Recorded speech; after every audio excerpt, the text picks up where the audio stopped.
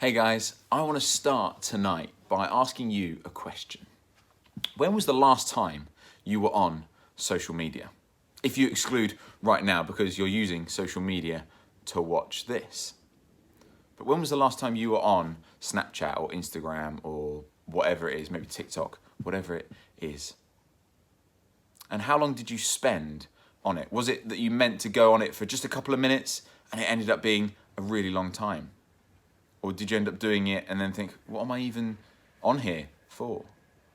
You see, tonight I want to talk about these. I want to talk about our phones. I want to talk about how we use our phones to engage with social media and what I think is the damage that it is causing to us as human beings, as a society, as people, and as Christians. What can we do about it? Here's some facts about social media for you. Did you know that social media is actually designed to be addictive? It is designed to take your attention, to be addictive, to grab your attention and make you spend longer on it, on your phone. Our brains now have actually become hardwired that in moments of downtime to pick up our phone and go on our phones or go on social media. So if you're out having a conversation with somebody, you might be out for coffee and there's a break in the conversation, our brains are hardwired to go on our phones in the middle of a conversation, in the middle of spending time with someone. Did you know that globally, the daily usage of YouTube is over 1 billion hours of YouTube watched every day, some of which, to be honest, I'm guilty of contributing to? And the average usage spent on social media, on mobile devices, is 2 hours and 15 minutes a day. That's a massive amount of our day spent on social media. And I wonder, what would you say is a healthy amount of time to spend on social media? And then if you looked at how long you are spending, is it more or less than what you think is healthy? I know that over lockdown, my usage of social media went way up because I was finding myself bored. I was stuck at home. I was isolated. And I started using my phone so much more. I was on social media so much more. And it didn't do me any good. It really didn't. And I wonder how you have found lockdown. This time that we've been going through has really shown us how much we use technology. But it's not all doom and gloom. This is not an attack on social media or on people that use social media, but this is actually just me sharing some of my thoughts and learning that I have been on throughout lockdown. You see, there's so much good that social media can bring us. Through lockdown, we've been more connected than we ever have been before. If lockdown had happened 10, 15, 20 years ago, it would have been so different for so many of us. Stuck at home, isolating, alone, but still being able to be connected with the world around us. But equally, as much as lockdown has shown us the good of social media and technology, it's also shown us its limitations. You see, as human beings, we are created in God's image. We are created to be in community with others, to have real physical connection with other people, not just online connection with other people that feels real, but it really isn't. No, we're designed to have real physical, intimate connection with other human beings. You see, here's the thing, guys. This world of social media that we live in, it's not real. It is a fake, airbrushed, filtered, edited, living your best life kind of reality. And as human beings, we can't help but compare our real lives with people's airbrushed, filtered, edited, best life versions of reality. We can't help but compare our lives to that. And when we compare our lives with that, we find ourselves coming away probably feeling worse off. We come away feeling like, I wish my life was like theirs. I wish I had what they had. I wish I could be more like that person. Because you see, social media it does that to us. Social media tells us that we need to act a certain way or have a certain thing to gain people's approval, to gain people's respect. But that's not the real point. That's not what our real worth shouldn't come from those things. You see, our real worth comes from Jesus. Our real worth comes from knowing the Creator who has created you. When we compare ourselves with people's fake realities compared to our real realities, and we use those things to judge ourselves and show us our value and worth, we come away feeling inadequate. We come away probably feeling more isolated and alone because we don't feel like we fit in. We don't feel like we've got the right stuff or look the right way or sound the right way to be approved by people, to have a good sense of value and worth.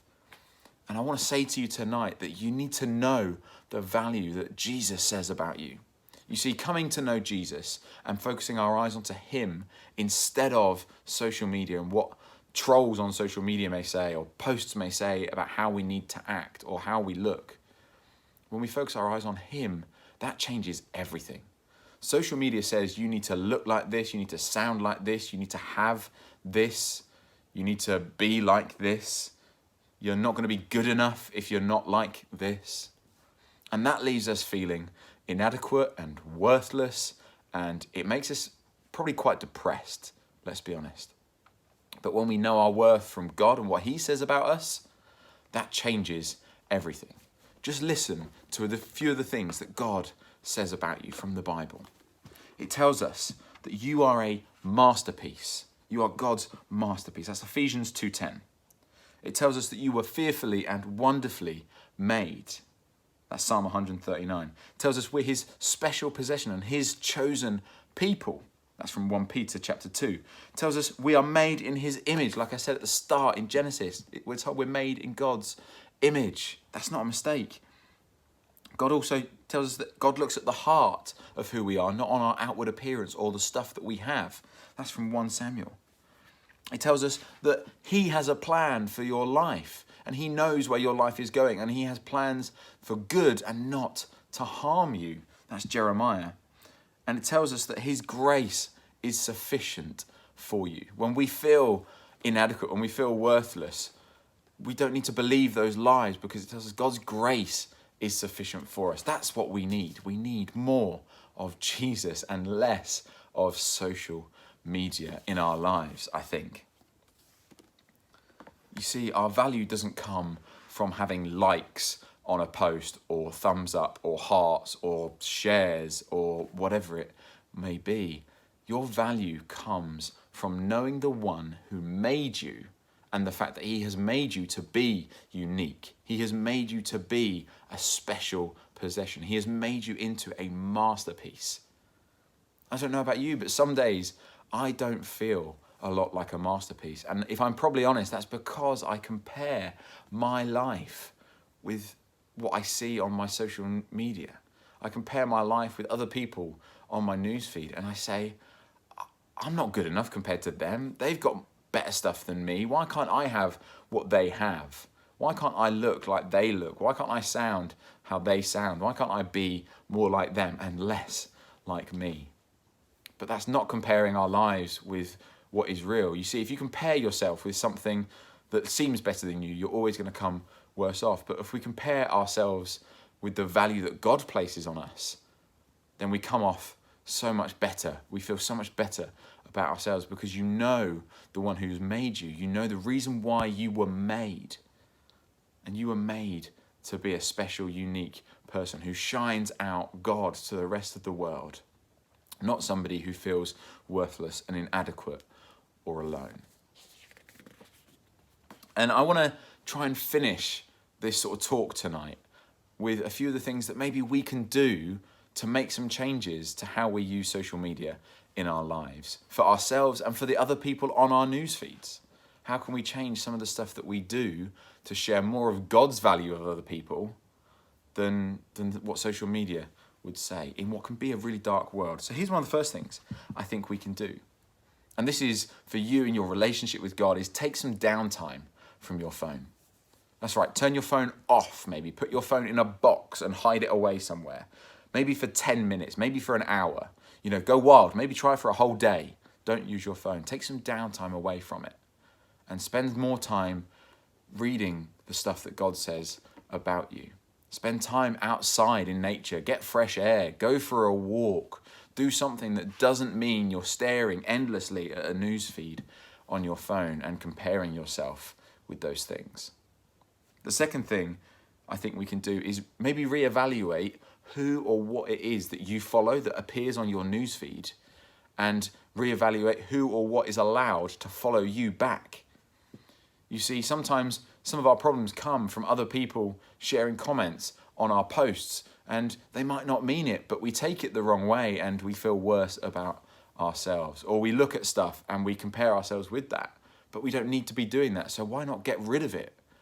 If you've got stuff on your newsfeed that makes you feel inadequate, why are you following it? Get rid of it, and instead fill your newsfeed with Bible verses or things that are going to help you feel better about yourself, not worse.